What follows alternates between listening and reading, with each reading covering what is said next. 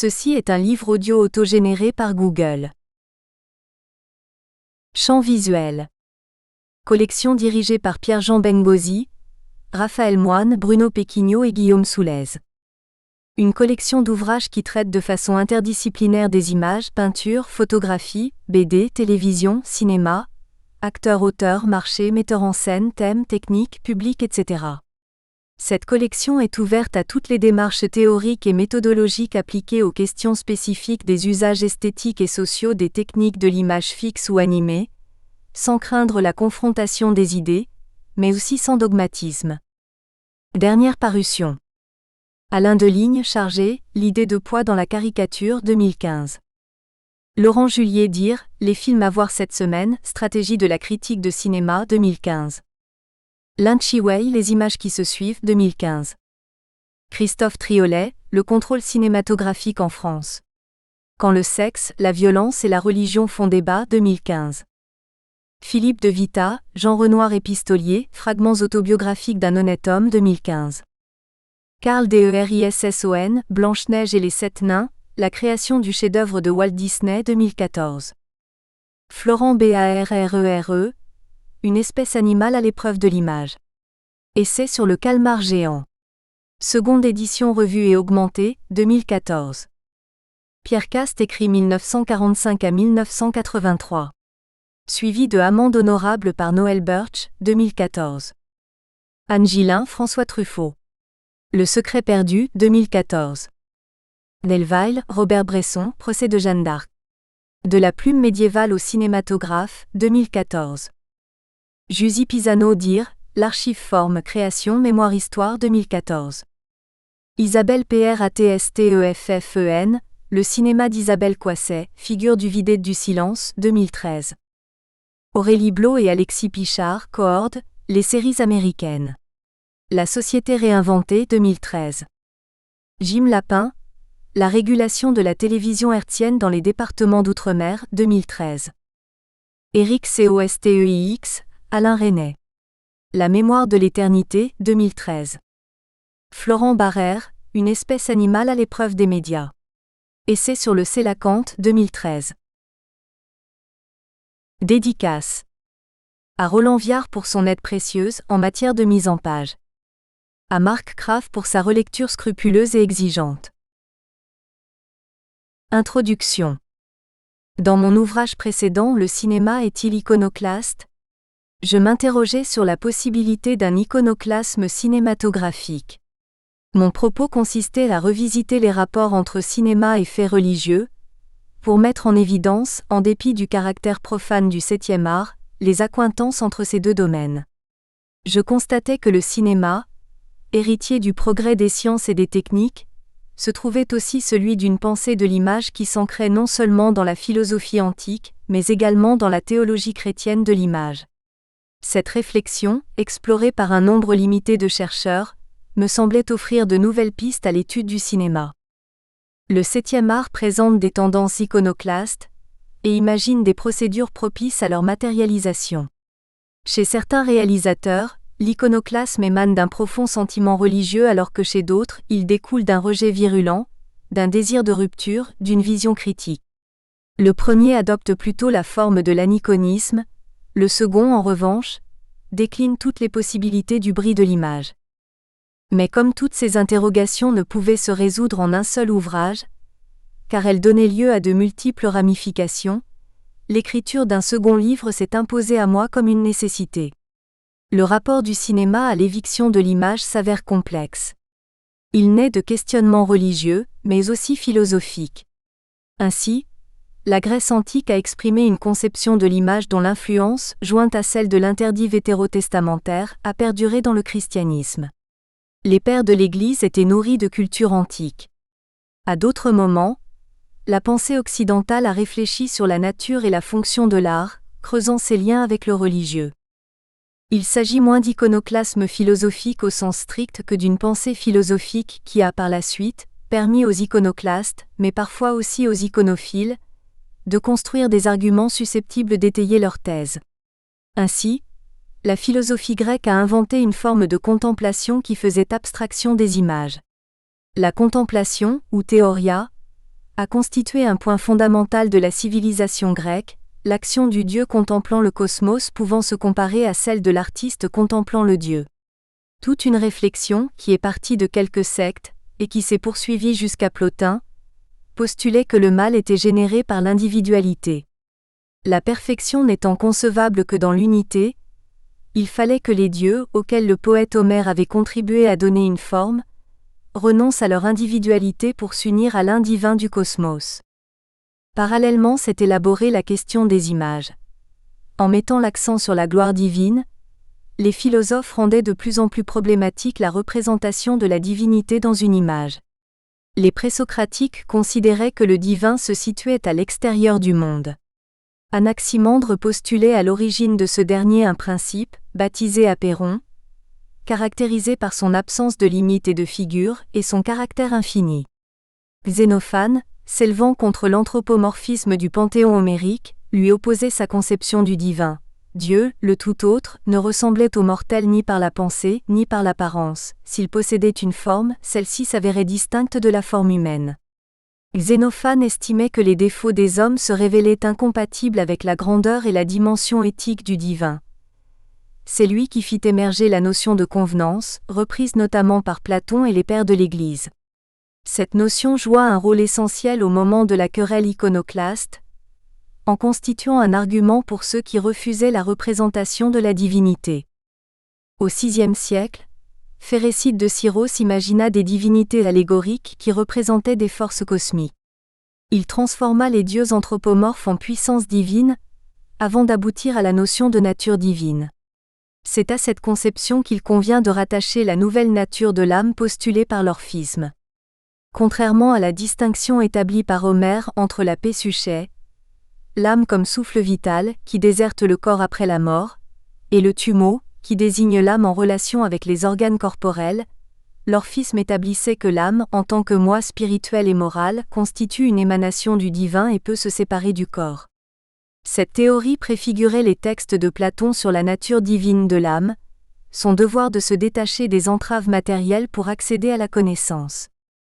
Parménide et Empédocle, enfin, ont apporté leur contribution au débat, avant que le milieu athénien ne prenne le relais. Toutefois, la philosophie, bien qu'éloignée de la conception populaire de la religion, ne proscrivait pas l'art. Les philosophes voyaient dans Zeus la forme la plus proche de leur conception du divin, tout en situant la divinité à un niveau beaucoup plus élevé. La figure de Zeus a permis de légitimer les images, qui pouvaient se charger de symbolisme. Kant, avec son idée du sublime, et Hegel, auteur d'une esthétique, ont également construit une pensée philosophique proche de l'iconoclasme. Mais le cinéma a été marqué aussi par l'influence d'un iconoclasme artistique, dont je reparlerai. Le carré noir de Malevich, les monochromes de ses successeurs trouvent leur équivalent dans les écrans blancs ou noirs d'un cinéma d'avant-garde. Il faut donc tenir compte de tous ces aspects, tout en approfondissant les questions théologiques qui touchent à l'humain de manière prégnante. Depuis les origines, l'homme s'est trouvé confronté à sa propre image, comme en témoigne l'histoire des formes. La réflexion sur l'image ne peut exclure celle sur l'empreinte des corps ou la constitution des figures, qui semblent inséparables de la naissance des images. Ces sujets, que nous continuons à interroger, ont donné lieu à diverses époques à des constructions théologiques complexes, centrées sur la représentation de la figure humaine. À présent, elles sont rejointes par celle que produit l'analyse figurale, initiée par Jean-François Lyotard et reprise par divers théoriciens de cinéma, Jacques Aumont, Nicole Brenet, Philippe Dubois, Luc Vanchery, dont les recherches m'ont été précieuses pour l'écriture de ce livre. Au cours des années 1970, Jean-François Lyotard, avec son livre Discours, Figures, a ouvert la voie à l'analyse figurale. Poursuivant les leçons de Maurice Merleau-Ponty, le figural devient le nom d'une conception non linguistique de la représentation, du texte et de l'image, en même temps qu'il vient servir une pensée du désir comprise comme une force libidinale critique. Sensiblement à la même époque, Christian Mess repensait dans le signifiant imaginaire la notion de figure et la théorisait en revisitant la conception freudienne du rêve et les écrits de Lacan sur la métaphore et la métonymie. Ces deux textes essentiels ont eux aussi trouvé un écho chez un certain nombre d'historiens de l'art comme Georges Didier Huberman, qui s'intéresse également à la notion de figurabilité que Freud a explorée dans l'interprétation des rêves. Il considérait que le travail de l'image peut être mis en parallèle avec celui du rêve. Les théoriciens du cinéma reviennent aussi sur ces notions, les creusent, les interrogent. Le livre de Luc Vanchery, Les pensées figurales de l'image, s'attache à faire le point sur l'analyse figurale, dans laquelle il voit bien plus qu'une nouvelle technique sensible à des phénomènes d'image négligés par des approches plus traditionnelles. Ce qui la rend précieuse, ce sont les problèmes d'image qu'elle a rendus pensables, les généalogies virtuelles et formelles qu'elle a permis de décrire par-delà les différences d'époque, de style et de champ artistique, les agencements sémiotiques qu'elle a recomposés dans la matière représentative. L'ouvrage de Luc Vanchery s'interroge sur la façon dont le figural, à la fois raison princeps d'une théorie du film, critique de la représentation, voie d'une anthropologie figurative, et propédeutique à une esthétique du cinéma, a transformé notre pensée de l'image. S'intéressant à tout ce qui échappe à la figuration mais constitue un événement d'image, Jacques Aumont a interrogé la notion de matière d'image, Philippe Dubois celle de plaie d'image, tandis que Nicole Brenet examinait les altérations subies par la figure. Il semble donc nécessaire, à partir des thèmes abordés, qui concernent l'éviction de l'image et de la figure, de confronter les apports de la théologie à ceux de l'analyse figurale, pour élucider un certain nombre de questions posées par le cinéma. De quelle manière et en relation avec quel type de pensée l'ayant précédé, le 7e art représente-t-il son rapport à l'image, la nature de ces images, et la possibilité de leur éviction? Comment, à partir de questions théologiques qu'il fictionnalise ou évince, vient-il à parler de lui-même et devient-il réflexif? C'est ce à quoi cet ouvrage tentera de répondre, en abordant les motifs de l'incarnation, de la figure, de la non-image ou de l'empreinte. La première partie, axée à la fois sur la théologie et la question du figural, revisite le mystère de l'incarnation tel que l'appréhende le cinéma, après avoir interrogé sa notion galvaudée dans le domaine du travail de l'acteur. Cette forme d'incarnation, parfois fictionnalisée, peut aller jusqu'à l'identification et la mise en abîme dès qu'il s'agit de motifs religieux, Celui qui doit mourir, Jules Dassin, 1956, Jésus de Montréal, Denis Sarkand, 1989. Mais le cinéma peut aussi retravailler le motif, voire l'inverser, en posant la question du livre et de l'image, Fahrenheit 451, notre musique. Au-delà du fictionnel, intervient la nature du cinéma lui-même. La théologie paulinienne de l'incarnation et la théorie cinématographique montrent comment l'image cinématographique pose la question de la chair, en particulier dans les films de Parajanov, Les Chevaux de Feu, Sayanova, Couleur de la Grenade et Achik Kérib.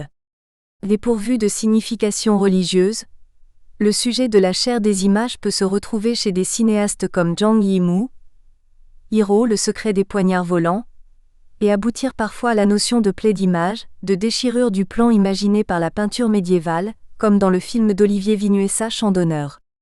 Mais si l'on se réfère à la conception paulinienne de l'image, on constate que l'incarnation demeure inséparable de la filiation, de l'engendrement, qu'il s'agisse de celui du Christ ou de celui de l'image, puisque les deux s'avèrent intimement liés.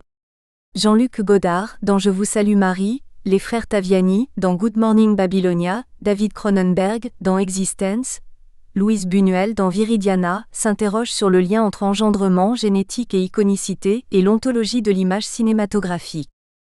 Un second chapitre traite de la question de la figure, indissociable de l'incarnation. Terme polysémique, le mot figure qui présente une acception artistique, l'idée de modelage, s'est aussi spécialisé dans le domaine théologique.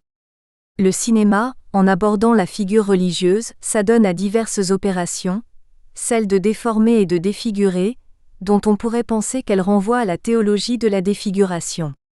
Ainsi la Passion du Christ de Mel Gibson constitue-t-elle, en même temps qu'une illustration des propos de Tertullien, une figure théologique avortée? Mais la figure revêt aussi une acception esthétique. Elle renvoie à l'émergence du désir et au travail de l'image, permettant de poser au cinéma la question du figural. La dimension onirique, évoquée par Christian Mess, et la plasmacité du 7e art ont aussi à voir avec la capacité de déformation, de défiguration.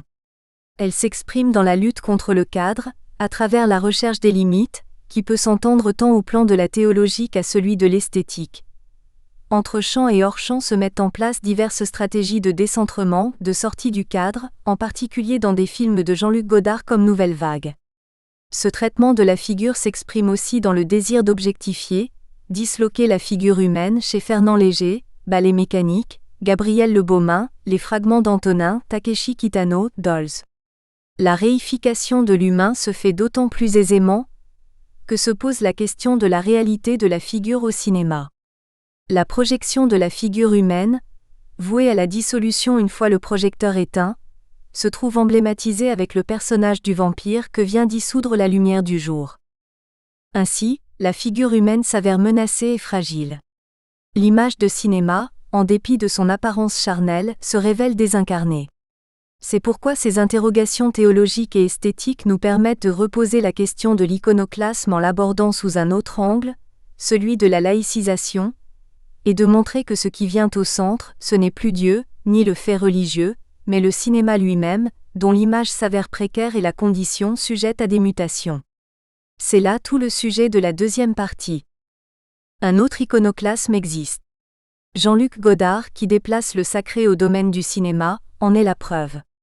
Il privilégie un iconoclasme esthétique, qui se manifeste en particulier dans Histoires du cinéma. D'autres réalisateurs ont, comme lui, subi l'influence de l'évolution de la peinture et de la photographie. Kandinsky, Malevich et Kupka pour la première, Rodchenko ou Rondepierre pour la seconde. À la suite d'Isidore Isou, dont le film manifeste traité de bave et d'éternité a également inspiré les expérimentations de Marguerite Duras et João Monteiro, Guy Debord a développé un iconoclasme politique qui remonte d'anciens films en dissociant le son de l'image. Alejandro Amenábar, notre contemporain, a systématisé un usage de l'écran noir qui, en posant la question de l'image, permettait le déploiement d'un iconoclasme éthique et artistique. Dans le dernier chapitre, enfin, émerge la question du cinéma comme empreinte. Les mutations qu'il subit le contraignent à reposer cette question, à la frontière entre le théologique et le figural. Le film de Théo Angelopoulos, Le regard d'Ulysse, met l'accent sur son impossibilité. Le cinéma, paradoxalement dans des œuvres comme celles de Mamoru Oshii ou Christian Boustany, qui usent de l'image de synthèse, va manifester cette disparition, mais aussi parfois tenter de combler la perte, trahissant ainsi le sentiment de son inéluctable évolution. Première partie. De la théologie à l'analyse figurale, la réactivation par le cinéma des problématiques de l'image. Chapitre 1. L'incarnation ou l'image légitimée. L'incarnation constitue l'un des points de doctrine fondamentaux, ayant opposé iconophiles et iconoclastes. Les iconophiles en ont fait un argument clé pour justifier leur recours aux images. Le mystère de l'incarnation légitime donc le recours cultuel à l'image. À partir de là s'est fondée la théologie chrétienne de l'image. C'est donc ce mystère qu'il convient d'examiner de plus près, avant de chercher à comprendre quelle signification précise revêt ce terme dans un contexte théologique et historique, et comment le cinéma l'appréhende, l'intègre et le représente. Comment définir l'incarnation ? Pour le philosophe Michel Henry, elle consiste dans le fait d'avoir une chair, d'être une chair. Les êtres incarnés, loin de se révéler des corps inertes qui ne sentent ni n'éprouvent rien, sont des êtres souffrants qui ne connaissent ni le désir ni la crainte. La chair et le corps diffèrent par le sentir et le non-sentir. Seule notre chair nous permet de connaître quelque chose comme corps. Le mystère de l'incarnation a divisé, suscité des polémiques, trouvant des détracteurs dans le judaïsme et dans la pensée grecque avec lesquels il s'avérait radicalement incompatible. Les penseurs chrétiens ont dû ériger une argumentation pour répondre à leurs adversaires, juifs, grecs ou gnostiques. Les Grecs leur opposaient l'idée d'une chair perçue comme animalité, les Juifs, celle de l'absolue transcendance divine, les gnostiques, enfin celle d'une incarnation qui consistait à revêtir une apparence. Ces arguments qui contredisaient la doctrine chrétienne ont poussé les théologiens à s'interroger, à affiner leurs réflexions. Il s'agissait de faire accepter l'inacceptable. La réalité de l'incarnation comme condition de l'identification de l'homme à Dieu, de proclamer la vérité du christianisme à travers son affirmation la plus déroutante, qui constituait le fondement du salut en montrant que le Christ avait un corps et une chair réelle, semblables aux nôtres. En effet, le devenir homme de Dieu fondait le devenir Dieu de l'homme, la salvation consistant en la divinisation de l'homme. Il fallait donc que Dieu s'humanise pour que l'homme se divinise. C'est en s'identifiant à la chair du Verbe que l'homme pouvait s'identifier à Dieu. Pendant des siècles, philosophes et théologiens se sont efforcés d'approfondir cette question. Ainsi, Marie-Josée Monzin a analysé dans Images, Icônes, Économie, le mystère de l'incarnation. Sa réflexion s'articule autour du concept d'économie, repris à Xénophon par les pères de l'Église. Dans la pensée grecque, le terme d'économie se fondait sur la nature et désignait en premier lieu l'économie domestique, avant de s'appliquer par extension à la gestion des biens et des services de la cité. Dans la pensée chrétienne, le concept d'économie reste indissociablement lié à celui d'incarnation. Le Christ, en choisissant d'emprunter notre humanité, a assumé la condition de serviteur souffrant dont parlait le prophète Isaïe. Conçu dans le corps virginal de Marie, il est venu accomplir le plan de Dieu pour l'humanité, plan qui passait par la naissance, la mort et la résurrection. On peut donc, dans cette perspective, définir l'incarnation comme la manifestation historique et immanente du modèle divin. Saint Paul, plus particulièrement, s'est attaché à évoquer le plan divin du salut qui a fait du Christ le nouvel Adam, en constatant que le visible et la chair n'avaient pas pour autant supprimé le mystère de l'incarnation. Les pères de l'Église, ses successeurs, ont jugé que celui-ci permettait de légitimer les images. À travers une construction théologique complexe, ils ont assimilé le corps de la Vierge à celui de l'Église. L'icône a servi de relais à cette identification, qui a fait des entrailles de la Vierge la métaphore du support vierge de l'image. Le corps virginal de Marie, perçu comme la matrice et le réceptacle de l'image naturelle, le Christ, engendré, non pas créé, selon le credo du Concile de Nicée, a constitué le modèle du support matériel, bois, mur, tissu, destiné à accueillir l'image artificielle, peinte, produite de main d'homme. Le concept d'économie, comme le souligne Marie-Josée Monzin, a également permis d'introduire la figure et l'histoire, motif sur lequel on reviendra, dans la pensée théologique. Il a servi d'ancrage à la doctrine de l'image et de l'icône, qui a posé la question de la ressemblance. Le mystère de Dieu s'est révélé par l'icône, par la ressemblance formelle. La notion d'incarnation apparaît donc au centre du débat sur l'image. Toute la théologie de l'icône s'articule à partir d'elle. On comprend donc à partir de là, l'opposition entre deux conceptions de l'image. Les iconophiles ont vu dans l'icône la mimésis de l'incarnation elle-même et tranché de façon catégorique. Celui qui refusait l'icône refusait également l'incarnation. Image faite de main d'homme, l'icône renonçait à représenter le réel et privilégiait la figuration de l'invisible. Dans cette conception de l'image, le regard jouait un rôle essentiel. La voir impliquait d'être vue. En nous contemplant, l'icône devenait regard de Dieu sur son spectateur. Elle était investie d'un pouvoir et possédait la faculté d'agir sur celui qui la regardait, en suscitant son émotion. Mais le rôle de l'icône ne se réduisait pas à cette fonction. Dans la vie publique, elle occupait une place primordiale, celle autrefois dévolue à l'effigie de l'empereur, et présidait à tous les contrats, sans que pourtant le signe d'une présence iconique soit qualifié de signe de présence réelle. Qu'apporte la théologie de l'incarnation à la conception de l'icône ? Quelle signification revêt-elle ? L'incarnation conduit à la kénose, terme théologique qui renvoie à l'idée de se vider, devenir semblable à son image, ce qui ne constitue ni une dématérialisation, ni même une idéalisation de la matière. Les théologiens ont donc mis l'accent sur cette kénose en reprenant un motif de l'Ancien Testament. La chair du Christ ressemble à celle de l'homme avant la chute, mais aussi à ce que sera sa transformation par la rédemption. C'est ce qui légitime l'icône, dont le trait graphique est investi d'un pouvoir d'évidement, qui rappelle celui de la kénose, de stylisation, d'épure. Cette notion de kénose retrouve son sens au cinéma. Comme le montre Henri Hagel, dans Le cinéma et le sacré, le spirituel se présente dans le 7e art par un travail d'épure et de stylisation, dont il analyse les manifestations chez Dreyer et Bresson, mais aussi chez des réalisateurs d'autres confessions comme Mizoguchi. L'incarnation possède aussi le pouvoir de séparer et de délimiter. Cette partition s'opère sur le mode tant réel que symbolique. Il s'agit de la séparation provoquée par la venue du Christ entre le temps de l'Ancienne Alliance, célébré dans l'Ancien Testament, scellé par Dieu avec l'homme, et celui de la Nouvelle Alliance, consacré par le sacrifice du Christ, venu restaurer ce que le péché originel avait abîmé. Ce réseau de signification a influencé la conception de l'image développée par les iconodoules. L'incarnation légitimait l'icône, et autorisait l'abandon de la figuration symbolique du Messie sous forme d'un agneau au profit de sa représentation par un visage humain. Le visage figuré par l'icône est apparu comme le signe de la nouvelle loi. L'icône, mémorial des deux natures du Christ, la divine et l'humaine, a acquis une légitimité et pu ainsi représenter le Christ après la résurrection. La représentation qui limite et enferme la figure divine est ainsi justifiée qu'il s'agisse de l'icône orthodoxe ou du cinéma, comme l'a montré le cinéaste Sergueï Parajanov. Ces préliminaires posés, il devient nécessaire de se demander comment le cinéma reflète des interrogations sur l'image qui ont été plutôt l'affaire des théologiens que des artistes eux-mêmes, bien que ces derniers fussent soumis à des codes et des impératifs de représentation. Le cinéma est un art jeune.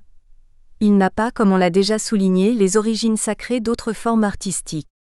Et pourtant, cela ne l'empêche pas de réactiver, en particulier lorsqu'il s'attaque à des sujets religieux, mais pas seulement privilégiant l'Annonciation, la Nativité ou la Passion, un certain nombre de questionnements qui ont permis l'élaboration de la pensée chrétienne sur l'image. Comment la question de l'incarnation peut-elle se poser à propos du cinéma? Qu'est-ce qui la justifie? D'une part, le cinéma est un art profane. D'autre part, le sujet de l'éviction de l'image, voire de l'iconoclasme, a pu y être posé d'une manière laïcisée. On peut y observer la même évolution qu'avec la peinture.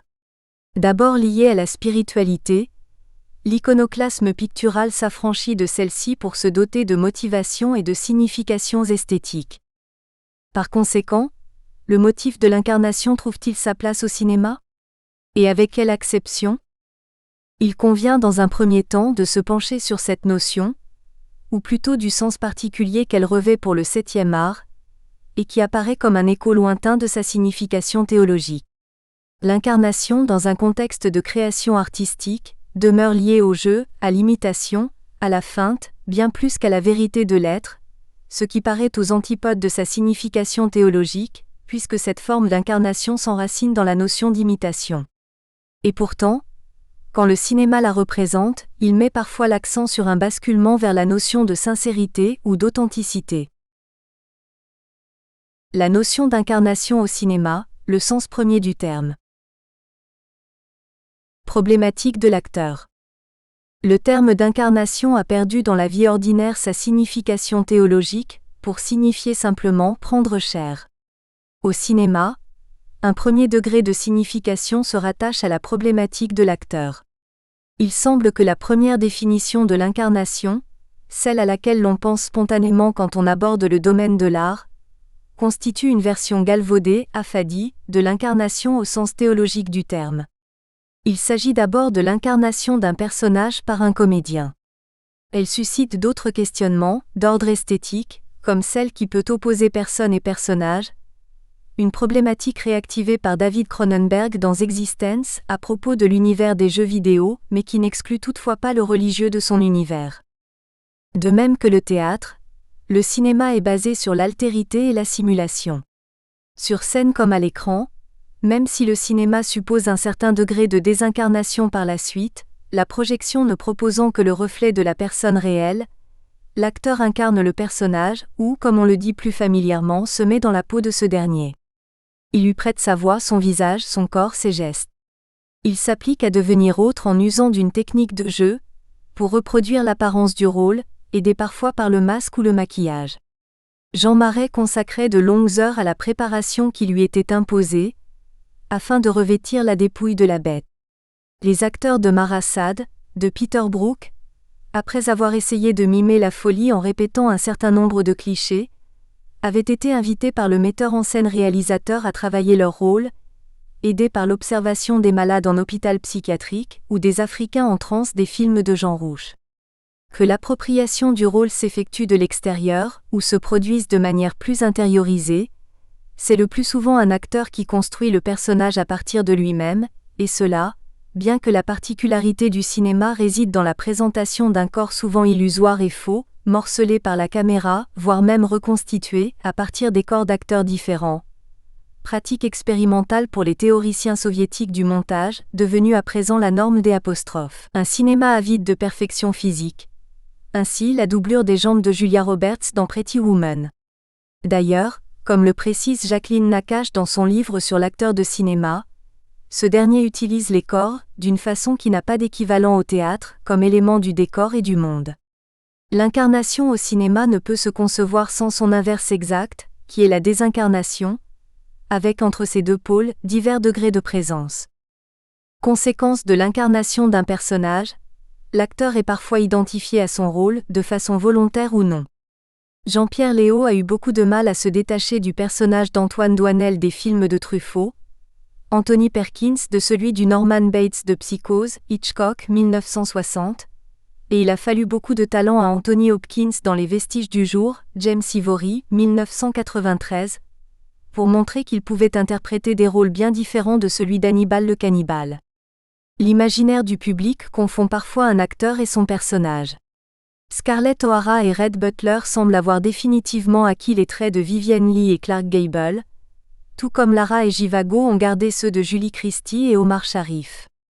Même dans une comédie musicale, Éric Métayer déçoit dans son interprétation de Rabbi Jacob et ne parvient pas à faire oublier, tout en s'en différenciant considérablement, celle de Louis de Funès.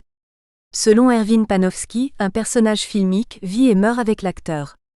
Les personnages célèbres que représente le cinéma ne sont que des silhouettes vides et incorporelles comme les ombres de l'Hadès, ne prenant un caractère de réalité que lorsque les irrigue le sang d'un acteur.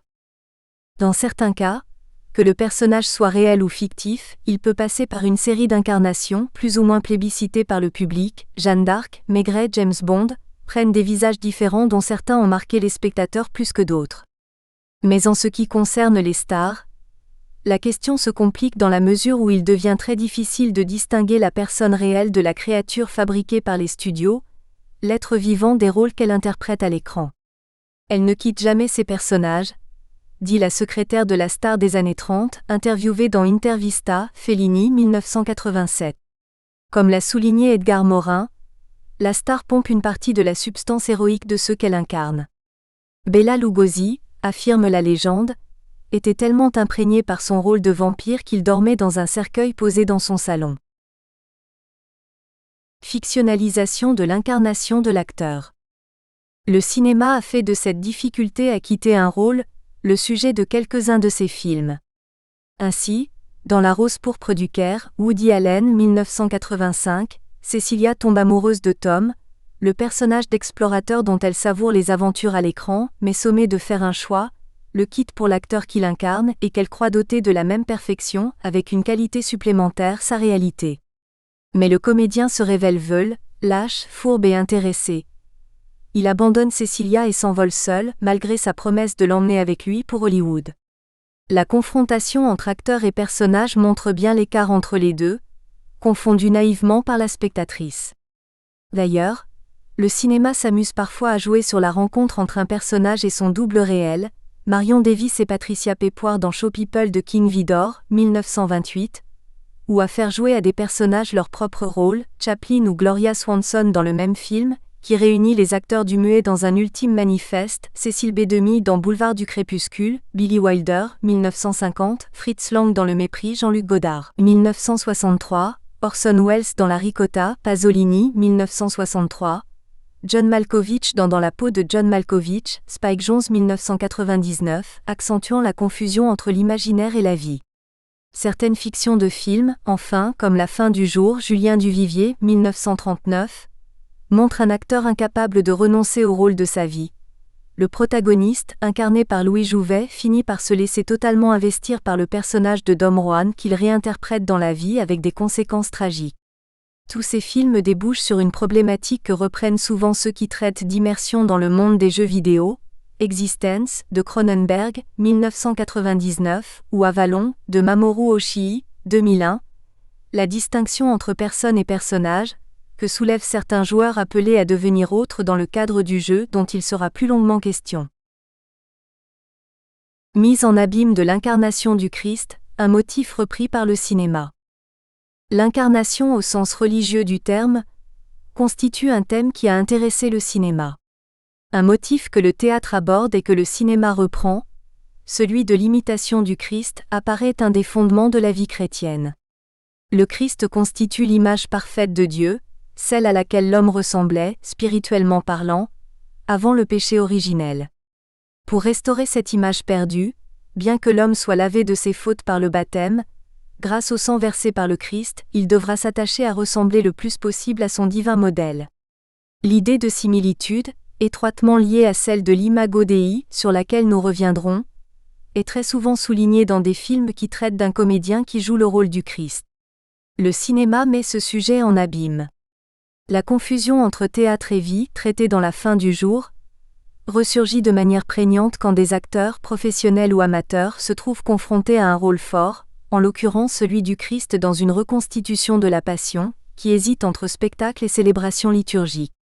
Le jeu va bien au-delà de la simple incarnation par l'acteur, car il suscite la conversion de la personne qui s'identifie au Christ. Celui qui doit mourir, de Jules Dassin, 1957, et Jésus de Montréal de Denis Sarkhan, 1989, traite à une vingtaine d'années d'intervalle de ce thème. On le retrouve aussi, de façon parodique et dévoyée, chez Buñuel ou Pasolini.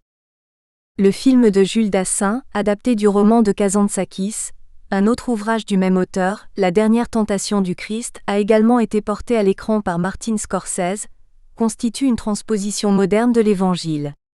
Jules Dassin, confronté à la chasse aux sorcières, traite dans ce film de la responsabilité de l'Église et s'attaque à toutes les formes possibles d'intégrisme et d'intolérance. Celui qui doit mourir évoque un village grec occupé par les Turcs. Le pope, qui pendant la Semaine Sainte a coutume de reconstituer la passion du Christ, distribue leur rôle aux habitants du village, institués acteurs. Les rescapés d'un village voisin saccagé par l'occupant font irruption au cours des préparatifs.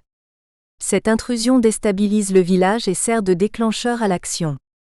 Les acteurs improvisés incarnent réellement les personnages et revivent la passion dans la Grèce des années 1920.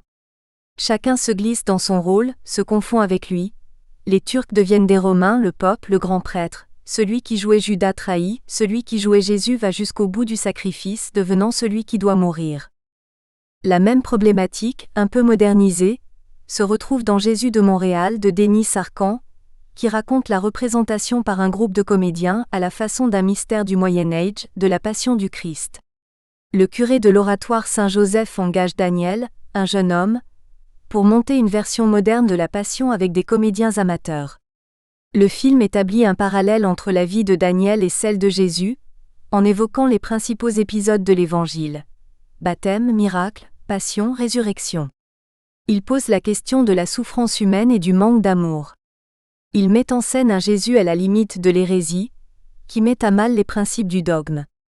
Ces prises de position très particulières font voler en éclats l'imagerie religieuse conventionnelle, constituant une première forme d'iconoclasme. Mais l'intérêt de ce récit réside dans les questions qu'il soulève, bien plus que dans l'irrespect dont il pourrait faire preuve. La première question réside dans l'image du Christ, ou plutôt dans l'incarnation qu'elle suscite. Double incarnation en l'occurrence, puisqu'il s'agit d'une pièce de théâtre enchâssée dans un film.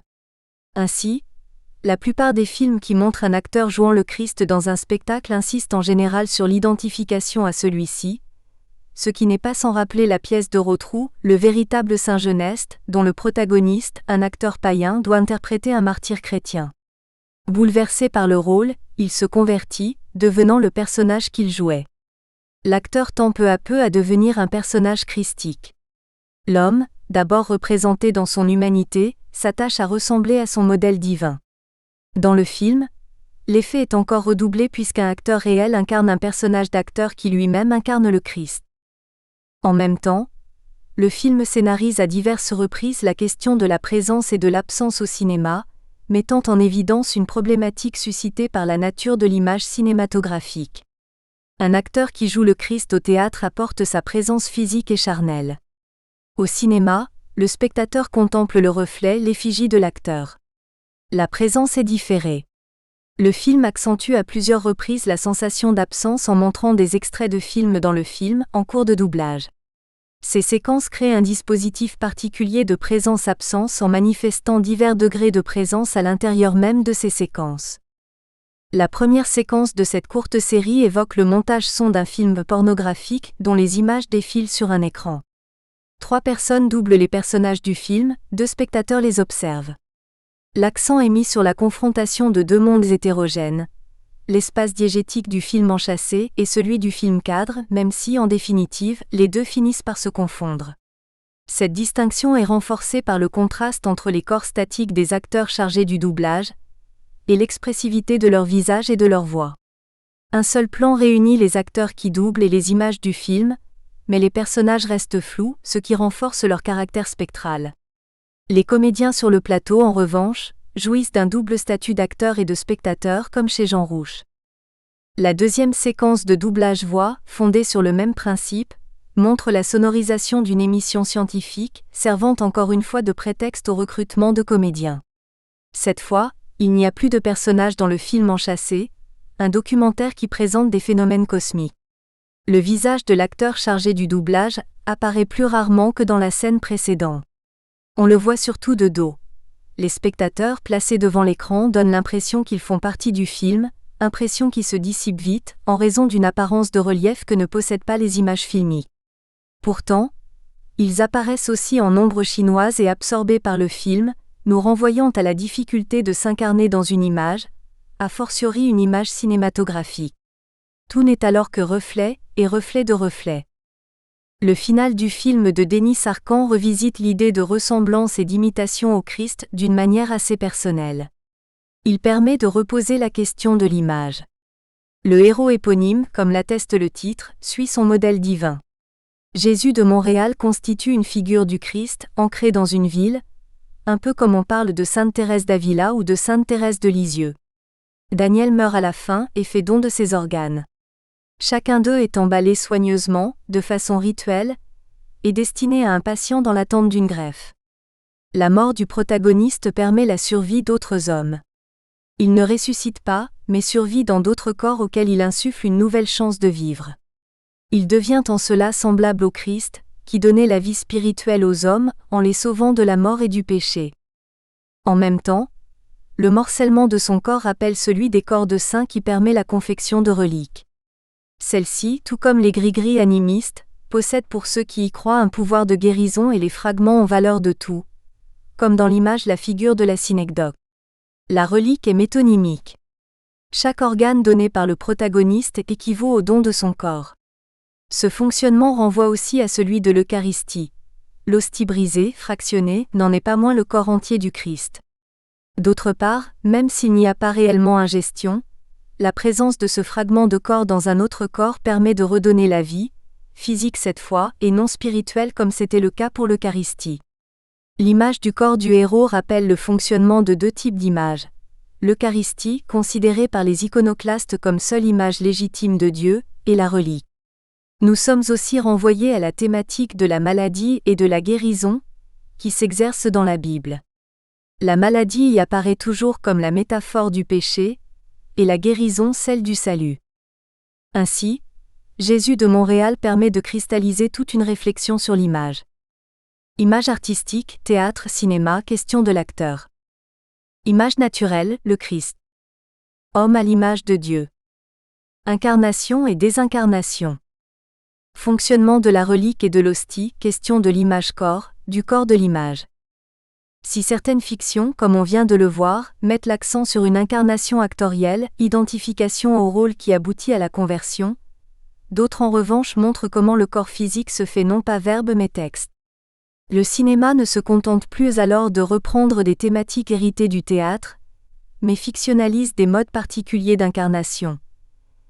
Il ne s'agit plus de montrer des acteurs jouant des personnages de théâtre mais de mettre en scène des livres qui s'incarnent dans des corps humains.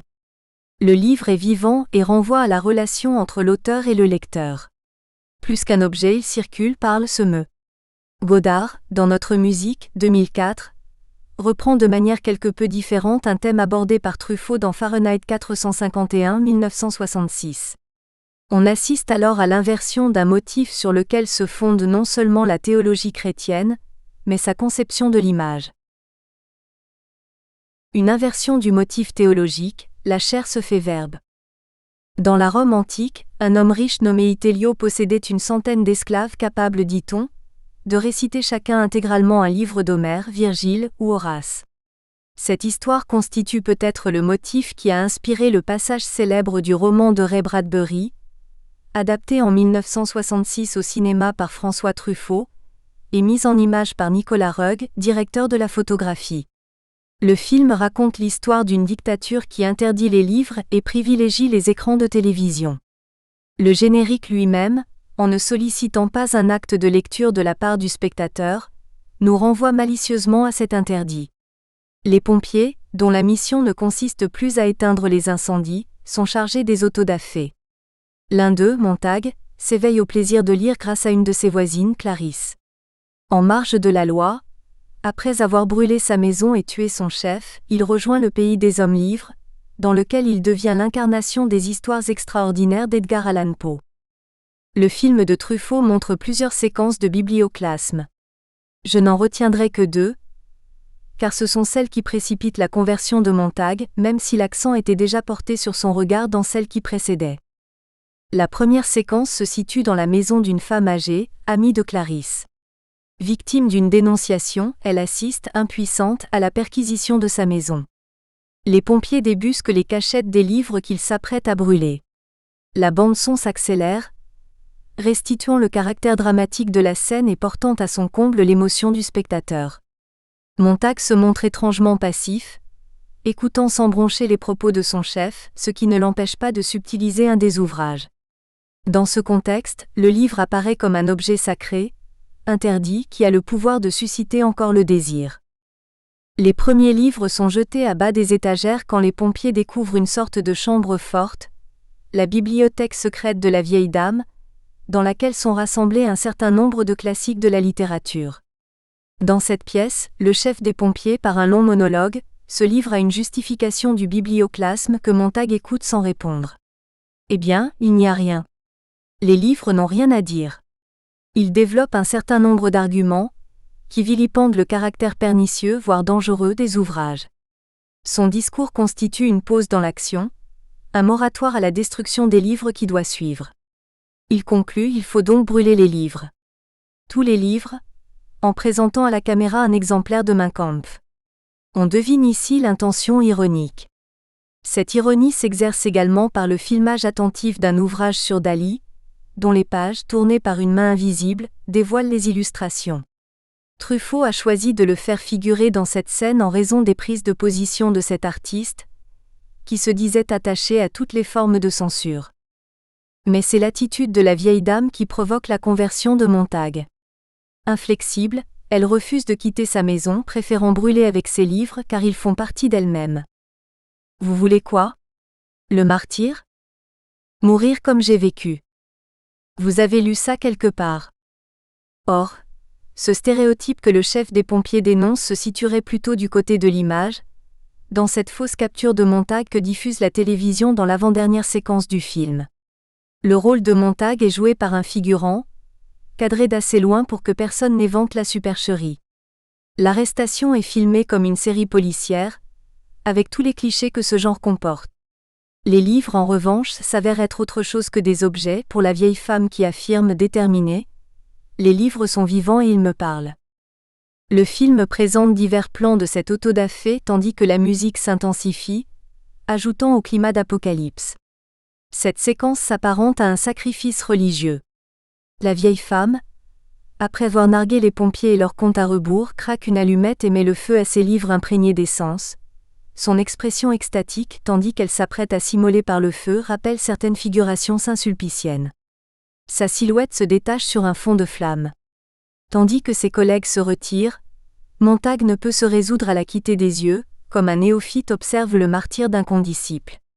La transition avec la séquence suivante se fait par le biais d'un écran télévisé, montrant des images insignifiantes, ce qui rend le contraste avec le sacrifice de la vieille dame encore plus prégnant. C'est l'image télévisée que Truffaut, tout comme Jean-Luc Godard, entend dénoncer. La séquence précédente a montré, parmi les livres voués à la destruction, un ouvrage sur Chaplin et un exemplaire des Cahiers du cinéma. Montag paraît préoccupé, répond vaguement aux questions de sa femme Linda, puis cédant à ses supplications revient dans la pièce où se trouvent ses amis. Il raconte la scène à laquelle il a assisté, et éteint la télévision. Devant la stupidité des réactions de ses interlocutrices, il s'emporte. Vous n'êtes que des zombies. Ça vivre? Vous tuez le temps. Puis il sort un livre de sa poche, malgré leurs cris d'effroi, il vient de transgresser la loi, et commence à lire, suscitant une vive émotion chez l'une des amies de Linda qui se met à pleurer. Linda et ses invités se liguent pour manifester leur indignation et leur dégoût des livres, accusés de provoquer des sentiments négatifs. Pendant la nuit, Montag rêve de l'autodafé, mais c'est Clarisse qu'il voit à la place de la vieille femme. Son épouse, ne parvenant pas à obtenir de lui une explication qui la satisfasse, le dénonce par le biais d'une lettre anonyme. La seconde séquence, qui assimile clairement les livres aux personnes, se situe après une nouvelle rencontre Montag-Clarisse. Elle revient dans sa maison, qu'elle a abandonnée pour éviter l'arrestation. Montag l'aide à détruire une liste de suspects. C'est alors qu'elle lui parle des hommes libres. Les hommes libres? Non. Les hommes libres. Le jeu sur les mots s'impose puisque les livres représentent aussi la liberté. Clarisse explique. Ils sont des livres. Chaque homme, chaque femme a appris par cœur un livre, et ils deviennent vivants. Ils portent en eux le secret du monde. Sans eux, le savoir humain disparaîtrait. Le film a déjà mis l'accent sur le lien entre le corps et le livre. Quand Montag lit, il suit avec le doigt, prolongeant par la main le travail de l'œil. Cette explication de Clarisse complète les propos de la vieille dame, leur donne chair. L'idée que les livres vivent se précise. La révélation s'installe progressivement. Mais une étape s'avère encore nécessaire avant que Montag accepte d'incarner lui-même un livre. C'est là tout l'itinéraire du personnage du film, de l'appropriation des livres à l'incarnation de l'un d'entre eux. Montag présente sa démission au chef des pompiers, mais celui-ci lui impose une dernière mission, sans préciser le lieu de l'intervention. Quand ils y parviennent, Montag reconnaît sa maison. Sa femme en sort et lui annonce qu'elle le quitte. Une séance de perquisition commence. Les livres dissimulés par Montag sont vite trouvés. Son chef tente à Montag un lance-flamme, et lui ordonne de procéder lui-même à la destruction. Au lieu d'obéir, Montag brûle le mobilier, puis cédant aux protestations de son chef, il détruit ses livres. Au cœur du brasier, la caméra filme en gros plan les couvertures encore intactes, puis les pages, lisibles à travers la transparence des flammes. Beaucoup de classiques, les frères Karamazov, Lolita, Pas d'orchidée pour Miss Blandish, et une page en caractère cyrillique, qui, par le biais de la métonymie, devient l'emblème du savoir de l'humanité. On doute que Montag ait dérobé cet ouvrage pour le lire. Dans ce décor apocalyptique, Montag usurpe la figure de l'ange exterminateur. Il dirige le lance-flamme vers son chef, et le regarde mourir avant de fuir. Après ce meurtre, Montag ne peut plus revenir en arrière. Il s'enfonce dans la forêt, à la rencontre des hommes libres, et se destine à devenir l'un d'eux. Les différents personnages ont abandonné leur identité et se présentent par l'entremise d'un titre. Je vous demande pardon. Je suis vie de Henri Brulard de Stendhal. Montag, en revanche, n'a pas encore reçu de nom, puisque son interlocuteur ignore quel livre il s'apprête à incarner. Il le désigne par une vague formule, qui signale l'abandon de son patronyme. Avant que Montag ne se présente, il le devance. Je sais qui vous êtes. Vous êtes l'homme du jour. La démarche d'incarnation obéit à un souci de mémorisation, de perpétuation des livres. La vie éternelle leur est conférée grâce à elle. Ils passent de corps en corps, comme les âmes dans la théorie de la métempsychose, et se transmettent de l'un à l'autre. Une jeune femme, la République de Platon, se présente à Montag et lui propose de se mettre à la disposition de son désir. Je me réciterai quand vous voudrez. L'homme qui a choisi vie de Henri Brulard énumère les divers titres. On pense à la formule de Rabelais disant « Je ne bâtis que pierre vive » et ce sont hommes. Alice au pays des merveilles, de l'autre côté du miroir. Deux jumeaux, au comportement symétrique, sont devenus les tomes 1 et 2 d'Orgueil et Préjugés. Le lecteur de vie de Henri Brulard adopte des accents messianiques pour qualifier cette entreprise et ceux qui s'y emploient. Une minorité d'indésirables criant dans le désert. Mais le temps viendra où nous réciterons ce que nous savons, et où l'on réimprimera des livres. Cet espoir est toutefois altéré par une pointe de pessimisme. jusqu'au jour où tout sera à recommencer. Contrairement aux images difficiles à distinguer les unes des autres, le film de Truffaut est construit sur un principe de ressemblance universelle, les architectures, les objets et même les personnages ne peuvent y échapper. Les deux femmes de la vie de Montag, Linda et Clarisse, sont jouées par Julie Christie, les livres se révèlent uniques. On peut détruire les objets, mais le secret des hommes est si bien caché qu'il échappe à la destruction. Nous les gardons là où on ne peut les chercher, explique le dépositaire de vie de Henri Brulard. La transmission s'effectue de personne à personne, comme le montre ce passage. Un travelling avant et une voix off nous conduisent jusqu'à une cabane. Un plan plus proche permet de distinguer un vieil homme, mourant et un enfant, le légataire du livre qu'il incarnait. Le vieil homme récite le texte et l'enfant lui donne la réplique. Tous deux apparaissent alternativement en plan rapproché, mais on entend quelquefois la voix du vieil homme, off, alors que le visage de l'enfant s'inscrit à l'écran. La réciprocité n'intervient jamais, car le vieil homme est encore le détenteur du texte. Quand l'enfant hésite, c'est lui qui souffle. Sa voix anticipe sur l'image. Puis un fondu enchaîné et une musique argentine marquent une rupture, avec une ellipse de temps. Un second travelling avant rejoint la cabane, mais on n'entend plus que la voix de l'enfant. Son visage souriant apparaît à l'écran. Celui du vieil homme qui vient de mourir, lui succède de façon fugitive. Le visage de l'enfant redevient visible tandis qu'il achève la récitation du livre, ce même passage qui avait précédé le second travelling. Et il mourut comme il le craignait, aux premières chutes de neige de l'hiver. Le sort du vieil homme se confond avec celui du personnage du livre qu'il incarnait. Sa mort s'accomplit dans un paysage hivernal, enneigé, aux tonalités froides. À nouveau, le champ s'élargit. Des voix se croisent. Des hommes et des femmes parcourent l'espace, sans communiquer vraiment, absorbés par la récitation du livre qu'ils incarnent. Le film s'achève sur ces voix, et ces corps en mouvement qui sont les nouveaux supports du texte. Les livres ont pris cher. Les déambulations parallèles ou croisées des personnages attestent leur vitalité. Fahrenheit 451 n'oppose pas le livre et le film. L'œuvre montre des livres qui parlent aussi des films, mais montre que le verbe peut s'incarner et la chair se faire verbe. Dans notre musique, Jean-Luc Godard a lui aussi assimilé des hommes à des livres. Notre musique, postérieure aux histoires du cinéma, est un film sur l'histoire et le passé, hanté par des figures comme celles de Walter Benjamin, Gershom Scholem ou Hannah Arendt. Il évoque également des villes et des époques. Le Paris des années 60, le Grenoble des années 70, la Suisse des années 80, et le Sarajevo des années 90. Un Sarajevo déchiré par la guerre et réduit à l'état de ruine, mais que Jean-Luc Godard a conçu comme un lieu de croisement, recueillement et rencontre des fragments de la pensée philosophique. L'esthétique du réalisateur, constituée de juxtapositions et de collages, apparaît en adéquation avec cette pensée fragmentée. Jean-Luc Godard veut ramener à la mémoire les vaincus de l'histoire.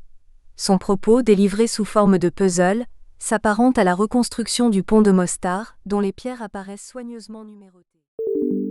Nous espérons que vous avez apprécié cet aperçu. Pour continuer à écouter ce livre audio sur Google Play Livres, utilisez le lien dans la description de la vidéo.